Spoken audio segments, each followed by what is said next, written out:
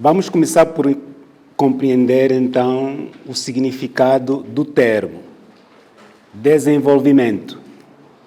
Qual é o sentido etimológico desta palavra? Temos este primeiro prefixo, que indica negação. Ou seja, este prefixo indica que a pessoa não está desenvolvida ou não está a usar suficientemente sua capacidade. Ou a pessoa, ou a instituição, ou até o ser, o objeto. Temos a seguir este N, que deriva de in, e, na verdade, significa movimento para dentro. Temos ainda o volve, que deriva do volver, que significa reverter ou mudar. E, finalmente, temos este sufixo que indica ação. O que quer dizer que todo o nosso potencial de desenvolvimento está conosco, está com o indivíduo, está com a pessoa, está com a coisa. Só precisa se desfazer desta negação que aparece aqui no início para fazer sobressair o seu próprio potencial. Mais do que falar de desenvolvimento, talvez falemos do contrário, do antônimo, o subdesenvolvimento. Podíamos dizer, então, que é um estado em que o indivíduo ou coisa encontra-se numa situação menos boa, menos desejável, por conta de algo que impede o uso do seu potencial interno.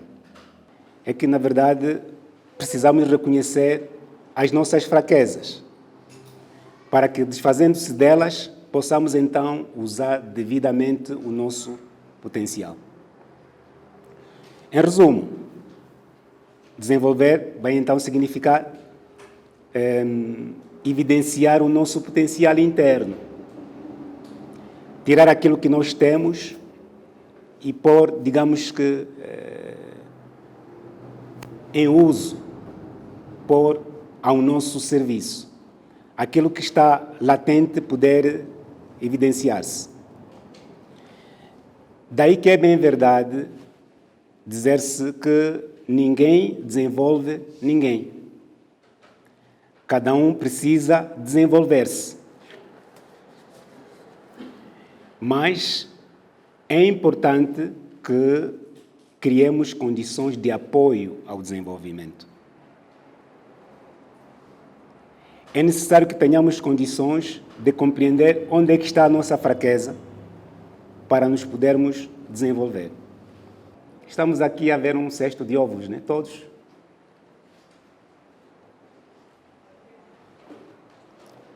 Não queremos aqui trazer aquela discussão polêmica de quem apareceu primeiro, né? Não é isto. Mas queremos dizer que este ovo pode, de facto, nos dar pintos. Desses ovos podem nascer pintos e assim podermos ter galinhas nos meses a seguir. Entretanto, se dentro do ovo não existir o potencial de dar o pinto, os pintos não vão aparecer. Portanto, estes ovos têm de ser galados. Os colegas todos compreendem o que é um ovo galado? É uma pergunta aberta mesmo. Faz favor. Não, né? Uma galinha pode pôr ovos sem galo, né? Sim. Uma galinha pode pôr ovos sem galo. Mas o ovo posto nessas condições não tem no seu interior todas as células que vão permitir o nascimento do pinto. Porque só tem células da galinha. Vão faltar células do galo. Logo, um ovo nessas condições chama-se um ovo não galado. Ainda que criemos todas as condições, este ovo nunca há de dar pinto.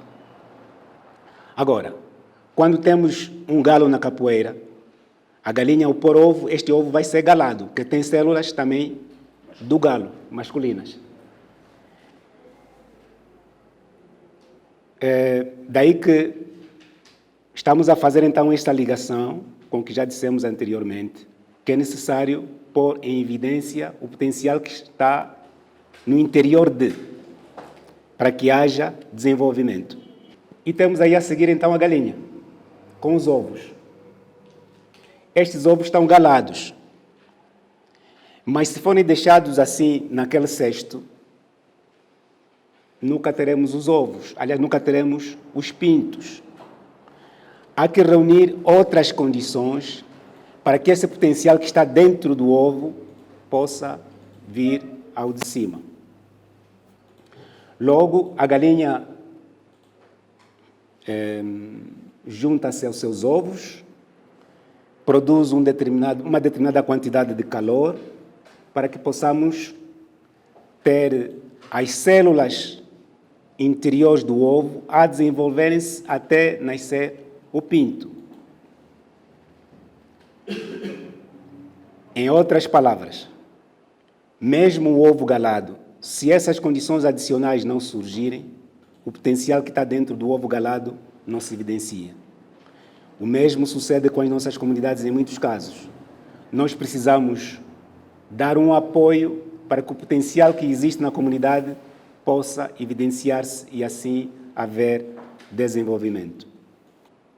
Este calor que a galinha produz para os seus ovos tem uma certa medida. E quando a galinha acha que o calor é demais, ela sai e faz um intervalo.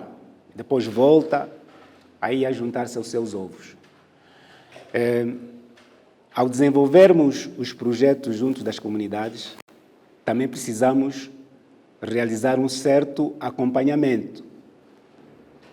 Se no início este acompanhamento é mais frequente, a dada altura ele vai sendo mais intermitente até deixarmos a comunidade avançar com os seus próprios pés. Se o apoio for adequado, se o apoio se desenvolver na medida certa, a dada altura nasce o pinto. Portanto, o ovo desenvolveu o pinto. Logo, é importante otimizar outras condições para que o pinto nasça, independentemente do potencial que está lá dentro. Se o apoio não for adequado, este potencial até evidencia-se. O projeto até pode nascer, mas o projeto depois morre. Portanto, é necessário adequar o apoio a dar ao desenvolvimento. Mesmo depois do pinto nascer, este pinto não é largado. Está lá a galinha, a mãe, a proteger os pintos, a ensinar como e onde caçar, o que comer. Portanto, há ainda uma certa responsabilidade de seguimento da parte da mãe, mesmo depois dos pintos já terem nascido. Temos então vários sinônimos de desenvolvimento. Pode significar progresso, evolução, prosperidade, crescimento, expansão, aperfeiçoamento, melhoramento. Posto isso, penso que podemos então avançar para um terceiro aspecto em que precisamos compreender por que razões é que temos de trabalhar as questões ligadas ao desenvolvimento. São várias. Por que é que nós temos subdesenvolvimento? Ou por que razão não temos desenvolvimento? Por que razão é que algumas comunidades não têm desenvolvimento? Há fraca dotação em recursos naturais, mas em alguns casos até existem estes recursos naturais, mas há uma má utilização. Escassez de capital físico. Quando estamos a nos referir a capital físico, estamos a nos referir a infraestruturas diversas. E aqui, na nossa condição, gostaríamos de referir, sobretudo, a questão das estradas. Isso tudo faz parte de um capital físico. As condições climáticas adversas também propiciam subdesenvolvimento. O fraco capital social, o analfabetismo, o obscurantismo, portanto, isto também propicia subdesenvolvimento. Fraca organização política, portanto, organização político-administrativa. O colonialismo, a dependência econômica, os conflitos armados também propiciam subdesenvolvimento. Em alguns casos, até a religião pode impedir que o indivíduo exteriorize aquele seu potencial para as questões ligadas ao próprio desenvolvimento. O desenvolvimento precisa ser sustentável. Nas imagens que vimos em slides anteriores, só o facto de termos passado do ovo para o pinto, já podíamos dizer que temos desenvolvimento. Mas se não forem criadas outras condições, o pinto depois morre. Quer dizer que esse desenvolvimento não é sustentável. Então, o que é um desenvolvimento sustentável? Desenvolvimento sustentável é aquele que acontece com base em recursos próprios, com base em capacidade própria, mas que não compromete o desenvolvimento das gerações que lá vêm. Vamos supor que sejamos nós uma comunidade, estejamos hoje desenvolvidos à custa de um recurso natural.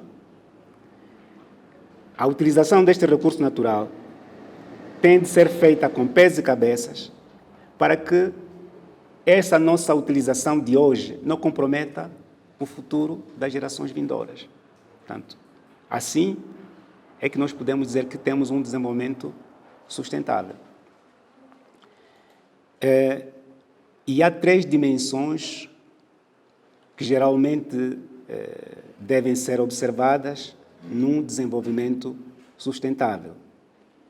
Na maior parte dos casos, o desenvolvimento se faz num determinado meio, num determinado território. Um meio ecológico. E conforme dizia o nosso diretor-geral hoje de manhã, toda a nossa ação, do ponto de vista interno, do ponto de vista do FAS, está virada, está centrada às pessoas. Portanto, o desenvolvimento social. Portanto, este desenvolvimento social vai ser feito à custa dos recursos que existem no meio natural. Essa exploração destes recursos no meio natural tem de ser feito num nível sustentável. Todos nós conhecemos bem uma aldeia e conhecemos a floresta.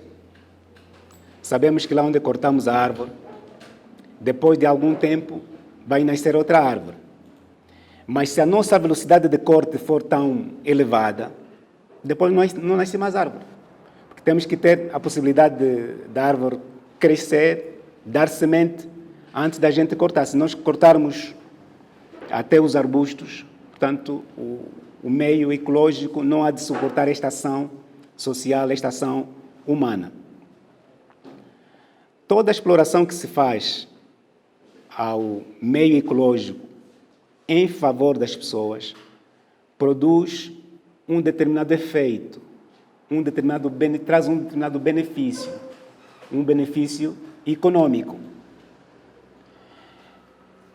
Nós, as pessoas que fazemos esta componente social, temos de ser racionais para que este benefício econômico seja equitativo, não beneficie somente algumas pessoas. Portanto, seja equitativo para que o desenvolvimento seja equilibrado. Ok, penso que todas essas dimensões já estão, de facto, explicadas. Ao desenvolvermos os projetos na comunidade, também precisamos ter muito cuidado com a questão da distribuição. Portanto, precisamos ser, de facto, equitativos. O desenvolvimento precisa ser integrado. O próprio termo já sugere, quer dizer que, num determinado território, todas as pessoas e entidades devem ser envolvidas. Devemos apoiar e fazer participar no desenvolvimento sustentável, portanto, uma região no seu todo. O desenvolvimento é integrado quando também capacita e protege os interesses das comunidades. Privilegia e fortalece o associativismo. Vimos esta manhã que, de facto, o associativismo pode ser uma via para melhor alcançarmos as nossas comunidades. O desenvolvimento integrado deve ajudar a articular parcerias, deve ajudar a captar recursos e também deve ajudar a valorizar a identidade cultural. Um desenvolvimento integrado deve ajudar a ampliar mercados e a melhorar a qualidade de vida da comunidade. Deve contribuir para a formulação de políticas públicas e deve apoiar e desenvolver iniciativas de preservação do meio ambiente. Um desenvolvimento integrado deve zelar pela imagem coletiva, quer mediante palestras e seminários, mas, sempre que possível, também deve documentar todas as suas realizações. Vamos agora falar um pouco mais de desenvolvimento sustentável, mas numa ótica de inclusão e exclusão. A exclusão, de facto, constitui um processo pluridimensional que afasta e inferioriza pessoas, grupos, comunidades ou até territórios dos centros do poder, dos centros dos recursos e também dos valores dominantes. Quais são, então, os fatores geradores de exclusão social? A origem familiar, e isto às vezes em meio rural, pode ter outras razões. Aquele obscurantismo de que nos referimos no início, muitas vezes é razão de exclusão de pessoas. Se eventualmente houver alguém acusado de feiticeiro e esta pessoa for nosso pai, nosso tio, automaticamente nós também vamos conhecendo alguma exclusão nesta comunidade. Mas, noutros casos, o nível de escolaridade nulo, baixo ou deficiente também propicia exclusão social. A falta de trabalho ou uma remuneração baixa também traz exclusão social. As doenças promovem exclusão social. Não estamos a dizer que não temos que ficar doentes, não é isso. Mas uma pessoa que adoece longo período fica sem possibilidade de trabalhar. E se não tiver qualquer outra forma de proteção, ela entra em processo de exclusão social. E sabemos que nas aldeias onde nós trabalhamos, muitas vezes aqueles que ficam com os pais doentes ficam sem possibilidades de se achar a lavra, sem a possibilidade de lavrar corretamente isto depois tem consequências com a fome e daí a sua exclusão. A falta de prestações sociais e fraco acesso aos serviços públicos também é uma razão de exclusão social. Uma criança que nasce numa aldeia onde não tem possibilidade de ir à escola, portanto, tem o seu futuro comprometido. Portanto, a exclusão social vem ali em frente. E estão geralmente as crianças, os idosos, os portadores de deficiência, aqueles que usam drogas e os imigrantes, portanto, os grupos constituem os grupos mais afetados pela exclusão social. Temos aqui algumas imagens de alguém que não tem onde dormir e procura uma varanda quando estiver a anoitecer. Não acontece só em África. Esta imagem é perceptível. Temos aí umas bolinhas de cor vermelha, outras de cor verde, de cor de laranja e cor de vinho. Mas vemos que dentro do círculo estão somente as de cor vermelha. As outras estão excluídas. É dessa forma que devemos trabalhar nas nossas comunidades? Penso que não. Temos outra imagem em que todas as cores estão dentro do círculo. Aqui já temos um exemplo de inclusão. Mas temos outra imagem aqui, com 2 círculos. E temos uma só cor no grande círculo e quatro outras cores num círculo menor. Isto aqui estamos a chamar de separação. Não deve ser o nosso critério de trabalho no FAS. Temos aqui uma outra imagem em que aquele primeiro círculo, aquele pequeno círculo que estava de fora, na imagem que indicava a separação, agora está lá dentro do grande círculo. Mas, ainda assim, continua dentro do seu círculo. A isto podemos chamar de integração. Portanto, a integração é de facto importante. Nós somos um país grande, um país com diferentes grupos, diferentes culturas, o que quer dizer que, na verdade, não temos um grupo que deve se achar mais perfeito, mais importante do que outro.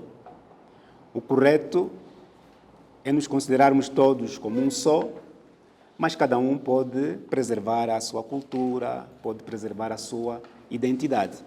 Portanto, isso podíamos chamar de integração. Agora vamos falar um bocado do desenvolvimento e assimetrias. Este termo assimetria, ele deriva da biologia e, sobretudo, deste termo que podíamos chamar de simetria bilateral. Assimetria significa não ter simetria bilateral. E temos aqui uma imagem que mostra um pouco o que estamos a dizer. Esta é a cabeça de um bovino. E se tivéssemos que tratar, então, da simetria bilateral, estaríamos a tratar aqui de uma linha imaginária que iria dividir este bovino em 2 partes. Logo, dividindo o bovino em 2 partes, como ele tem 2 orelhas, íamos ter de cada lado uma orelha, uma vista de cada lado.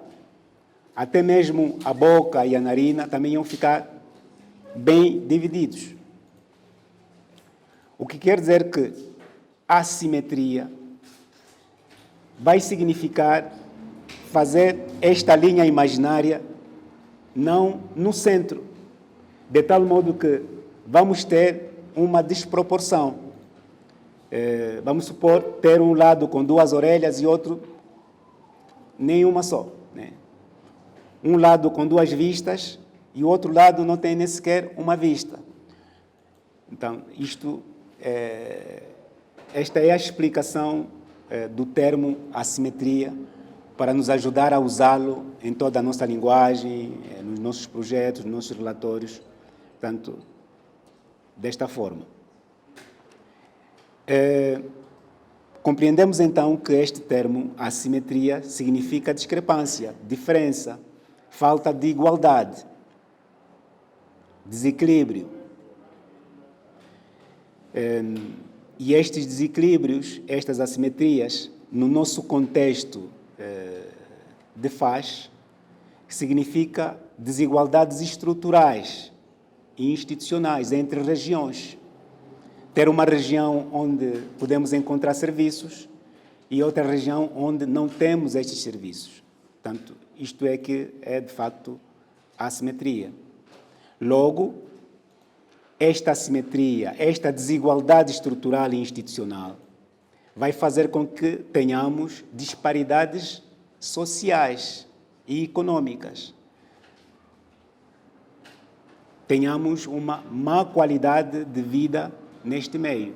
Temos as razões das assimetrias, e que, na verdade, parecem até uma certa repetição daquilo que já tratamos como razões do subdesenvolvimento. Fraco capital social. E aqui, além daquilo que já dissemos, queríamos fazer outras duas referências no capital social. Reduzida capacidade técnica, individualismo, não ajuda. Reduzido potencial natural, às vezes até má exploração destes recursos. Reduzida a prestação de bens e serviços, tanto um fraco capital físico. Má distribuição do rendimento nacional. E às vezes nos projetos há que ter cuidado também, pode haver má distribuição dos recursos do projeto aos beneficiários. Implementação de projetos não integrados, exclusão social, também conduz a assimetrias. A colaboração em projetos de desenvolvimento é muito importante. Precisamos colaborar, sobretudo, com a comunidade. E aqui, na colaboração com a comunidade, o primeiro passo nosso deve ser o princípio de trabalhar com os beneficiários, realizar os projetos com eles e não para eles. Isto também quer dizer que o nosso primeiro passo deve ser a identificação correta do projeto, e é a partir desta fase de identificação do projeto que já devemos estar suficientemente envolvidos com os futuros beneficiários desta ação. Vimos lá atrás que o potencial está em cada um de nós. O potencial está em cada uma das comunidades. Se não tivermos uma capacidade boa de dialogar, para que consigamos compreender qual é o potencial que a comunidade tem, não vamos identificar bons projetos, não vamos conseguir uma boa colaboração. Sempre que estivermos a iniciar um projeto, que estivermos a discutir o projeto, temos também de pensar numa estratégia de saída. Se desde o início estamos a dizer que ninguém desenvolve ninguém, apenas estamos a apoiar o desenvolvimento da própria comunidade, temos de prever o dia em que nós havemos de sair e a comunidade fica sozinha. E isto precisa ser preparado para que esta saída não seja repentina, de modo que aquilo que nós vamos começar possa depois andar com os seus próprios pés, tendo a cabeça a própria comunidade. A colaboração com os beneficiários pode resultar em diferentes outros tipos de organização da própria comunidade. Em grupos solidários, conforme já falamos de manhã, em cooperativas, em associações, portanto, vai depender um pouco do contexto. Se for criada uma organização comunitária de base, se for criado um grupo solidário, aquele exemplo que vimos do que está a acontecer com o Curoca no Cunene, de ter um acordo, em alguns casos pode até não ser escrito, mas ser um acordo. Só que quando é escrito isso nos ajuda, mas temos comunidades onde a escrita ainda é um problema. Isto ajuda muito a conduzir bem as nossas ações. Isto ajuda a propiciar o desenvolvimento. E nesta fase da identificação, é muito importante definir os papéis de parte a parte.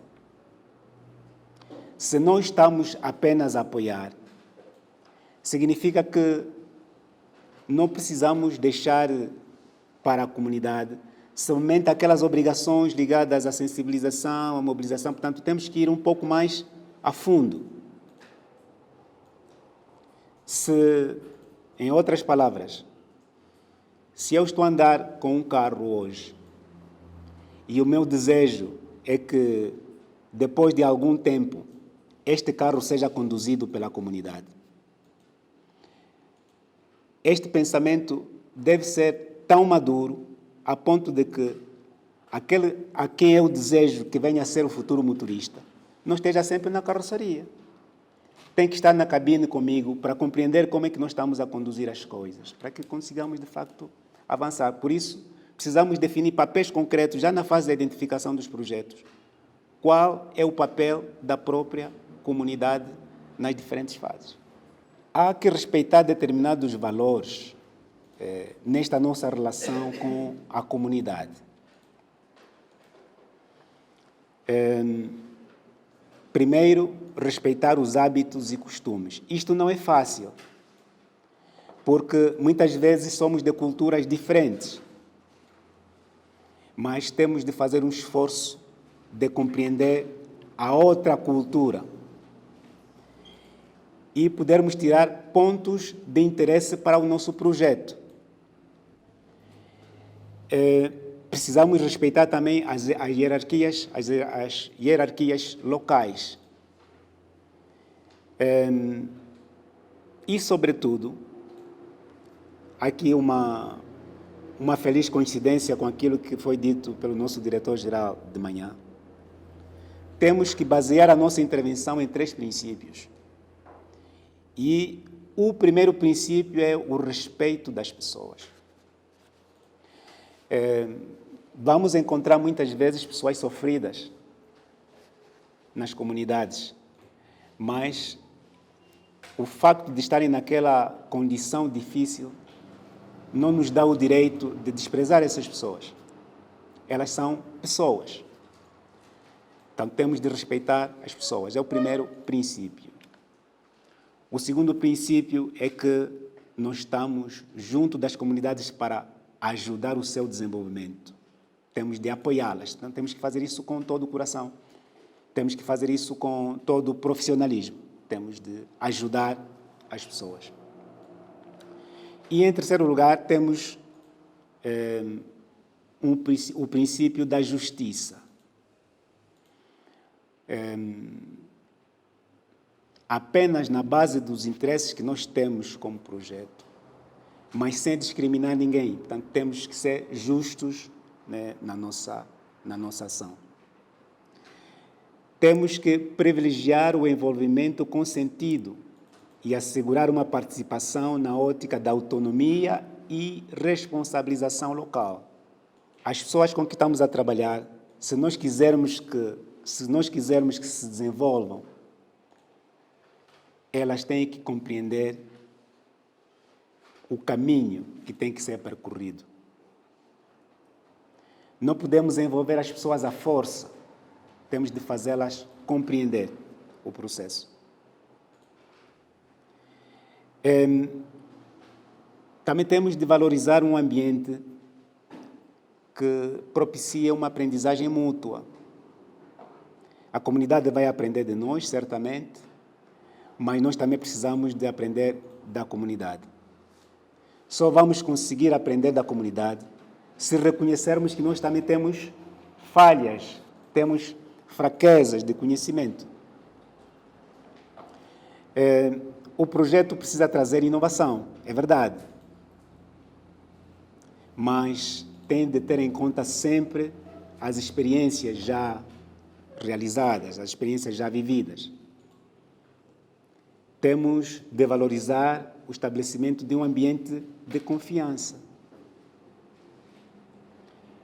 Em resumo, precisamos elencar ações que contribuam para a concretização da visão e missão do FAS, à medida que vamos fazendo o nosso trabalho de apoio às comunidades, mas a nossa bandeira deve ser sempre o rigor e a transparência. Desenvolvimento local. Vamos dizer que é um processo no qual as comunidades participam ativamente na avaliação das suas necessidades e ajudam a definir as formas de ação. Portanto, eles devem participar. A própria comunidade deve participar.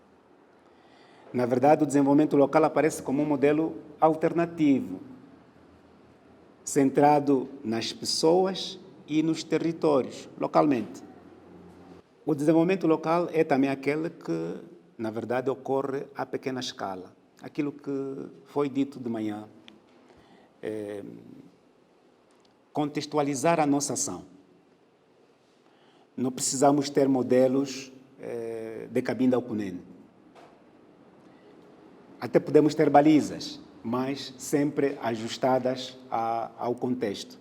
Precisamos ver o contexto local. O desenvolvimento local é também aquele que é promovido envolvendo na mesma lógica aspectos sociais, econômicos, culturais, técnicos, agrícolas, industriais e outros. Todos os outros que têm uma implicação no controle da vida da comunidade. Portanto, isso é que vamos chamar de desenvolvimento local, com diferentes facetas, o que de facto implica termos também um conhecimento multidisciplinar. Temos uma perspectiva de desenvolvimento de cima para baixo, em que temos decisores lá em cima e comunidades locais aqui embaixo. A decisão vem de cima e é aplicada ao nível de base. É um modelo de desenvolvimento, é uma perspectiva de desenvolvimento. Temos uma segunda perspectiva, em que as ideias partem das comunidades locais e avançam para os decisores. Estamos a dizer esse desenvolvimento de baixo para cima. E dizia-se de manhã e muito bem que as nossas ações devem basear-se nas necessidades sentidas pela comunidade. Quando temos uma perspectiva de desenvolvimento de cima para baixo, podíamos também dizer em outros termos que temos ali uma perspectiva exógena. Exógena significa de fora para dentro. Mas, no segundo caso, em que as ideias partem da comunidade para os decisores políticos, temos uma perspectiva endógena. Quando estamos a tratar o desenvolvimento de cima para baixo, temos, de facto, algumas características. Vamos dizer que é um desenvolvimento endógeno, aliás, exógeno. Geralmente, esta ação tem estratégias uniformes, são estratégias geradas por alguns atores e, em alguns locais, tem uma tendência economicista e tem uma certa verticalidade. Portanto, nessa perspectiva de cima para baixo, há uma tendência de uniformizar uma ação para todos. Já na perspectiva de cima para baixo, aliás, na mesma perspectiva, em termos de resultados, temos uma intensificação do capital, temos a tendência de realizar grandes projetos, também foi dito do nosso diretor-geral hoje de manhã, grandes projetos. Temos polos de desenvolvimento, mas, ainda como resultados, temos disparidades territoriais e temos mecanismos de distribuição através de poderes públicos. Vejamos então o que acontece com a outra perspectiva que parte das próprias comunidades, uma perspectiva mais endógena. Em termos de características, portanto, baseia-se em recursos naturais locais. Portanto, já respeitam muito mais o contexto. Privilegia capacidade local. Dá preferência à identidade regional e local. É multiforme, portanto, não tem uma única forma de atuação. E baseia-se em necessidades locais. Está adaptado a cada território. Apoia-se numa abordagem horizontal. E como resultado dessa abordagem, temos uma tendência para uma especialização local. Quando estamos a falar em especialização, significa que uma habilidade de fazer as coisas. Há uma integração de distintos setores locais de atividades. Há uma intensificação, rentabilização específica de fatores locais. Há um estímulo ao surgimento de organizações locais, já nos referimos aqui às organizações comunitárias de base. Há também uma articulação local entre as esferas econômica, social e cultural.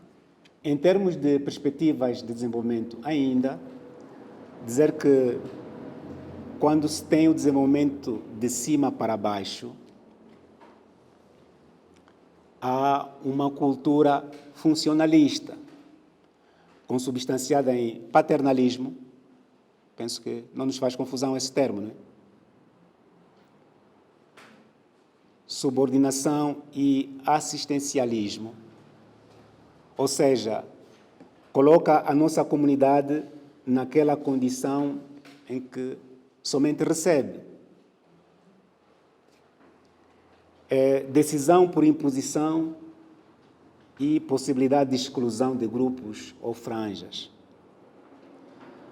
Há, de facto, emprego, mas geralmente este emprego é por conta de outrem. Também não faz confusão, né? Trabalho por conta de outrem. Crença privilegiada ao financiamento da administração central. Quer dizer que todos os recursos que nos faltam na nossa comunidade têm sempre de vir de fora. É esta cultura que se instala quando temos essa perspectiva de cima para baixo.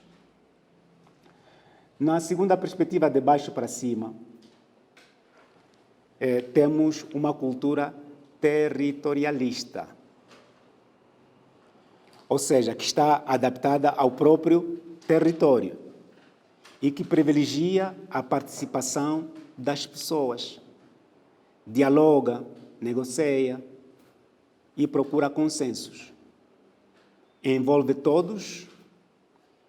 Há diferentes modalidades de emprego, mas aqui há uma ênfase para o autoemprego e aposta essencialmente em pessoas e recursos locais.